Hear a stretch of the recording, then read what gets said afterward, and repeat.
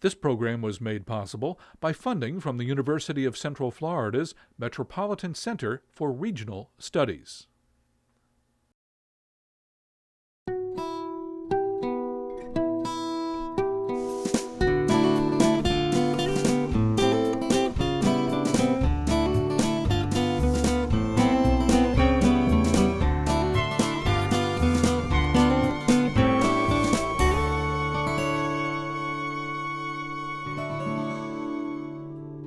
Once you develop something and you turn it into zero lot line subdivided houses, there's no going back.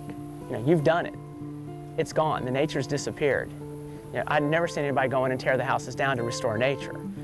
We shouldn't just care about one place that we live around. We should care about the places that are also related in a larger sense. This is a place we live. This is our state. We should be proud of our state. Hello, I'm Linda Chapin with the University of Central Florida, and I'd like to welcome you to Naturally Central Florida. This is a series of programs about 7 unique and beautiful places in our Florida landscape. A group of business people and environmentalists and citizens have come together in an effort to make certain that we can save these remarkable places. And we'd like to get you and your family involved as well. You've probably read in the newspapers about the Econlockhatchee River on the east side of Orange and Seminole and Osceola counties, and the development pressures that are threatening this peaceful setting. But in case you haven't seen it for yourself, we want to show you how some Central Florida folks spend time on the banks of the Econ. Most days, Professor Ron Eaglin is busy with his responsibilities as chair of the Engineering Technology Department at UCF. But when he can get away, you'll probably find him outdoors, engaged in one of his favorite activities. Our Naturally Central Florida correspondent, Alicia Callanan Mandigo, introduces us.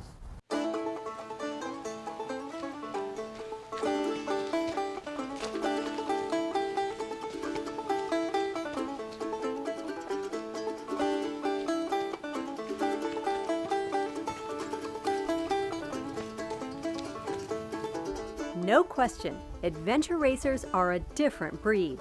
Those of us who are used to running on nicely manicured streets have no chance of keeping up. But then, this is a trail Dr. Ron Eaglin knows very well.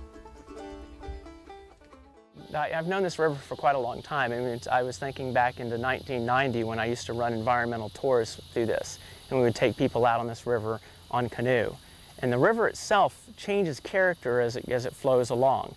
The southern parts of what we call the far downstream, which is the far east part of that river, near Puzzle Lake, has its own character with this large, wide open, flat plain. And here you've got very high, steep banks, okay, which you can kind of see as you look around, which is a character of the river with very rustic and palm trees out hanging over it. As you get into the upper parts of the river in the Little Econ, it's a much narrower river, very tight and turning type of river. And it's just a great area for recreation because you can see a lot of different things as you go through it.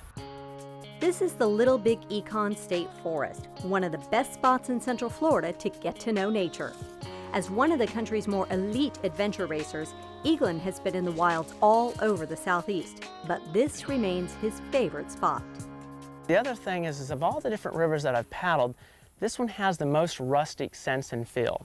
When you get out in this river, in the deep parts of this river, you really feel like you are out in the middle of nowhere in Florida in the 1800s or 1700s. Once you get away from the sounds of traffic, and it is like that. But at the same time, you are actually close enough. You can be floating downriver in your canoe, and you'll see somebody on mountain bikes going along the edge of the river, which kind of brings you back to a reality sense. So it's got both of those. Also, if you've ever paddled the lower river near Puzzle Lake, and you come over to the Yarborough Ranch and you see those large bulls that they have out there. You come around a bend and there's standing right on the edge, and that almost feels like you're back here in the age of the dinosaurs, where it's just open, flat plain. But this rustic area came dangerously close to being developed. Had that happened, we would have lost more than a scenic river. We would have destroyed critical pathways for water. In this area, the way water works is you've got two types of flow. One is the Overland Flow, which is what you see, But the other type of flow that you don't see is what seeps into the ground, and then when that water seeps into the ground, it still has to go somewhere. It doesn't just stay there. So it flows underground and it comes into this river and heads out. When you build a lot of houses, you pretty much stop that water from being able to go into the ground because you're putting in pavement, and water can't get through that. So these large plains that you've seen around here, which are sandy, when the water hits that, it just goes right in, and it's nice because it slows the water down. So instead of shading new homes for people, these old oaks continue to stand guard over fox, otter, and other wildlife, as evidenced by these tracks we found. It's a 5,000-acre state forest helping to provide critical protection for the Big Econ River, which ultimately flows into the St. Johns. It's an area considered one of Central Florida's most precious environmental spots, one of the areas in most critical need of protection. Well, there's a lot of reasons why this river is important. One of the major reasons this river is important is because it is where all the water from pretty much all this area of Oviedo and Orlando, how it gets out of there. The other reason is it's really what you can call an environmental jewel.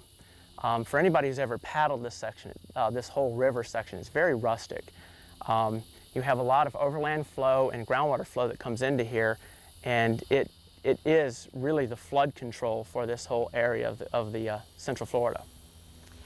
Can you give us a feel for how the Big Econ ties in environmentally to the other areas that we're exploring? You know, the practical connection and the practical pieces of all these jewels is they provide us with clean water and clean air, which are kind of important to us, okay? But what they also do, and they also provide us with recreation and places to go to be out with nature, okay? They also provide us with things like flood control. And I think recent events have made it kind of important to understand how important flood control can really be. So, you know, we don't want to put ourselves on the verge of a disaster, an ecological disaster. And the way to do that in Central Florida is really, we've got to find a way to make these places important to people and that they're actually here for a reason and a purpose, but also to understand that there is a balance between lots of people and nature. There are a lot of arguments for protecting nature, but a newer argument that's receiving increased attention is that it helps keep us mentally healthy. If your children are going to have this, you have to protect it now, because it's not something you can put back. Nature took thousands of years to make something like this. So to really have something like this for future generations. The other thing is that people that aren't used to nature discount the power and what nature can do for you, the restorative properties of nature. And we're just now scientifically studying what is happening with especially children that have been taken out of the natural environment. You know, when I was a child, my parents used to kick me out the door when I lived out in the woods, and me and the other kids spent times exploring. We didn't have ADD and ADHD and all these other childhood problems.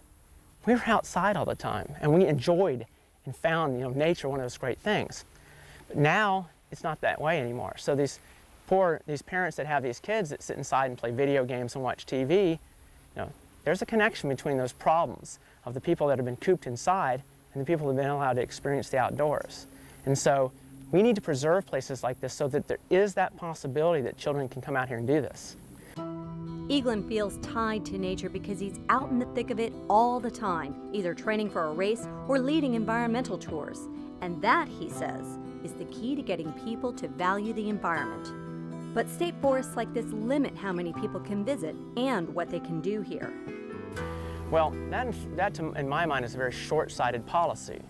The way to manage this, and you don't want to have people coming in and destroying the forest, but people on foot leave footprints, okay? And unless they're really slobs and leave trash behind, there's not a whole lot of impact that they actually have.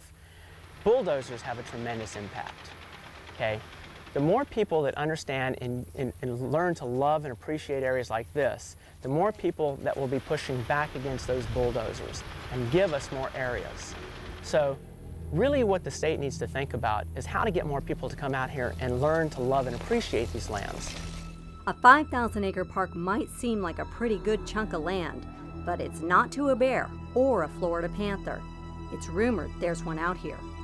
While pollutants from things like stormwater runoff can be a problem for the river, the problem for animals is simply running out of land. What you need, especially for wildlife, is continuous swaths of land. Unlike people who live in houses, but people do move around and actually live stationary, wildlife isn't like that. It moves around. So you need some way for the deer and the bear and the panthers, which somebody has said, I've heard many people say that there's a Florida panther out here, though I've never seen it. It's just sightings. But they've got to get around. They're not stationary types of animals. And they need to be able to get around without having to cross lots of roads and go through lots of houses to get there. Nature's good at restoring from pollutants. It always seems to come back. What it isn't good from being restored from is from being plowed over. Once you develop something and you turn it into zero lot line subdivided houses, there's no going back. You've done it. It's gone. The nature's disappeared. I've never seen anybody go in and tear the houses down to restore nature.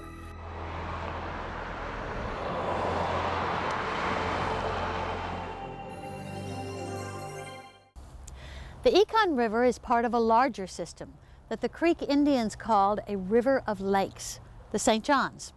It's one of the few rivers in the world that flows north from its headwaters near Lake Okeechobee through our central Florida lakes of Jessup and Monroe and Harney to the broad waters that flow through the city of Jacksonville to the Atlantic Ocean.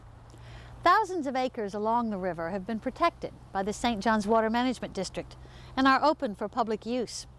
There are places along the Econ River you can visit as well, like the Little Big Econ State Forest that Alicia took us to in Seminole County, or the Hal Scott Preserve in Orange County. We'll tell you more about that later in the program.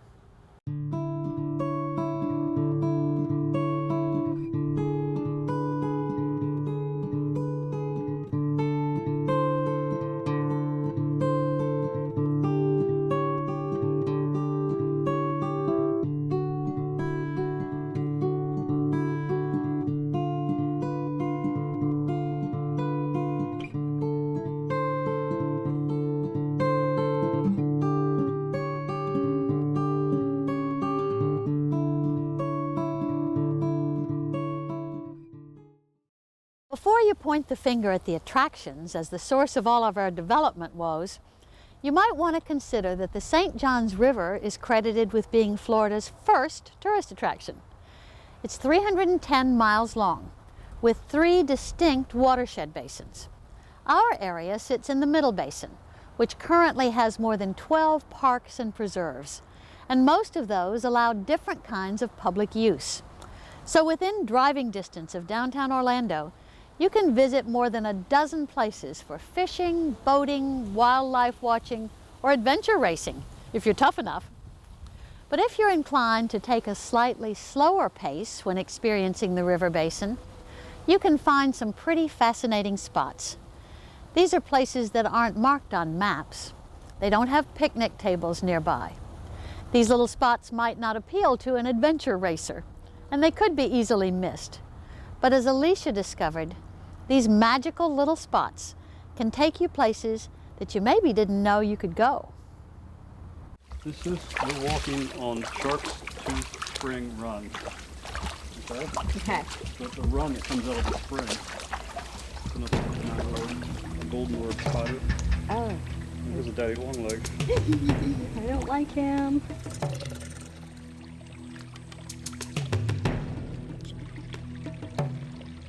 Wow, that's a shark's tooth. Big shark's tooth. Little tiny shark's tooth. These are the little surprises, the hidden gems discovered by only the most ambitious of hikers. Tiny springs like these sprouted thousands of years ago all over Florida, and those that are undiscovered remain so isolated and pristine, they sometimes produce plant and animal life that is found nowhere else in the world. This particular spring is deep in the Seminole State Forest and is part of the St. Johns River watershed. We're right downstream from Shark's Tooth Spring. The spring itself is one of the smaller springs in the Seminole State Forest. We're in the watershed, the larger watershed of the St. Johns River. Water that's coming past us right here will eventually find its way down to the St. Johns. It's beautiful. I mean, to me, these are the most fascinating parts of the watershed of the river itself, these cryptic little springs hidden away in the woods. I mean, they're really enchantment. They're more than just water coming out of the rock. There's a certain cryptic, secret nature to these little places, and they're not easily seen by other people. They're a bit inaccessible, but they have a certain beauty to them, a certain aesthetic, and certainly they are enchanting. And Marjorie Kinnan Rollins once said that, "I don't understand how people can live without a place of enchantment to turn to." So these places, in addition to all the wonderful biological values that they provide for the landscape, also provide that as well. There's a remarkable transcendent quality to this tiny spring.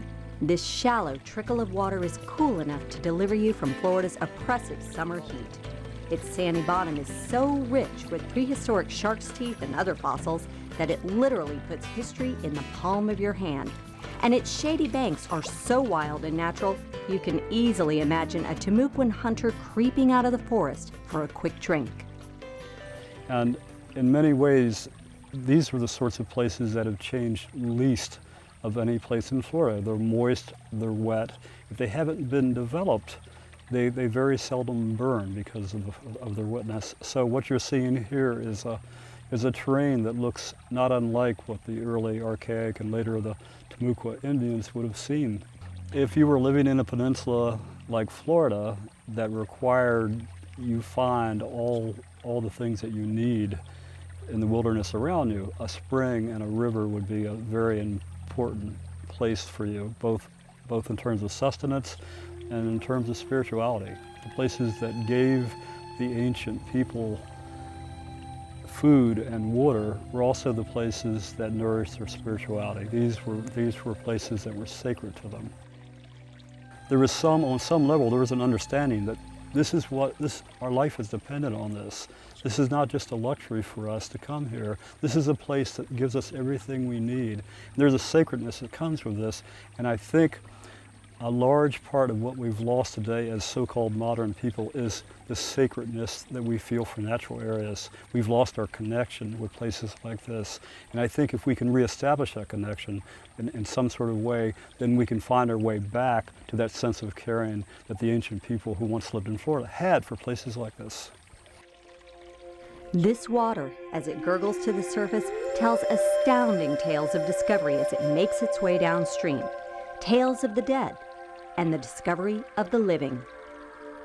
Well, Florida is a wonderful collection of great diversity, biological diversity. That's part of what makes Florida different. And people would come here, explorers, scientists would come here in the last century the way they go to South America and Africa today. There's so many natural systems that you just don't find in other places in our country. We're a peninsula. We're different down here. We're warm, we're wet. We have the sorts of plants, the sorts of animals that are not just rare, but sometimes endemic. You just simply won't find them in other places. In this little stream, for instance, we came down here not so long ago with a malacologist. He discovered a brand new snail. Not just a brand new snail, but also endemic. It wasn't found anywhere else in the world, but right here in the Spring Run. Wow. Yeah. At the risk of getting way over my head here, how does a spring have its own species of snails? If you're a snail, you don't really get around very much. That's part of what you do. You gloom on algae and things, detritus in the water, so you're not going to have a great range. So the environment around you is more apt to shape you, to reconfigure your shell, your genes, if you will, if you're stuck in one particular place. If you're a fish, you can move up and down the stream. It's not going to really have that much of an impact on you. But if you're a snail, then you're more likely to be shaped. It's important, too, to know that snails are representative of water quality. You have water coming in one place, and the animal can't move. He can't get out of it if the water quality is bad. So if snails are flourishing here, and they've certainly been here long enough to speciate themselves, that's a good thing. The water quality of this hidden spring is more significant than you might realize, because while the snails are stuck here, the water isn't. It'll go from here, it forms this little run, it'll go for about 100 yards, it'll conflux with Sulphur Spring Run, which carries the confluence of a lot of other smaller springs. That will run into the Blackwater Creek, The creek will take it to the Wekiva River, and then the Wekiva finally will converge with the St. Johns River. The St. Johns will take itself out to the sea near Jacksonville. That story may be the most important of all the stories this spring has to tell, because it's the story of how all of Florida's disparate environments ultimately tie together. It helps us understand how the ecology of the system works. It's not just a river flowing downstream, a big, wide, deep river. It's all these other parts that are important to the ecology of the St. Johns, including the scrubland that's upland from here, including the smaller springs that come out of the bottom of the high bluffs. And they all together help create a healthy ecology that sustains a vibrant, hopefully a vibrant and living river itself. So maybe if you took one spring away, another spring away, 2 or 3 other components of the system, it wouldn't hurt it, but at some point the system would collapse. These springs start to become polluted. If they start to diminish in their magnitude, then we're going to lose the energy that all these different parts provide to the ecological whole. And so this spring is a source of life. It has been a source of life for as long as there has been a Florida. Florida first was formed. I mean, Florida is a pretty young, geologically, a pretty young landscape.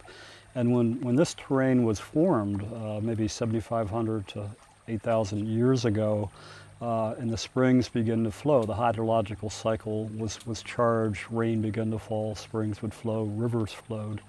The people who were living in Florida at the time, the archaic Indians, would migrate towards these springs. They would live around them, they would fish from them, they would drink from them. These were sources of life. As Floridians, we ought to care about our entire state, but we particularly ought to care about our bioregions in which we live. These are places that have shaped us over time. These are places that we rely on for their own resources. We rely on for their land, we rely on for their water. These are places that have been very important to all of us, so we shouldn't just care about one place that we live around. We should care about the places that are also related in a larger sense. This is a place we live. This is our state. We should be proud of our state. It's more than just a place that we drive through or that we sell to other people. It's a place that we should be proud of. This is part of our heritage. These places, in a larger sense, are part of our ecological and cultural heritage. We should not only be proud of them, but we should want to protect them, and we should feel a sense of stewardship about them. In the springtime, there's river iris that blooms along here. They're really pretty.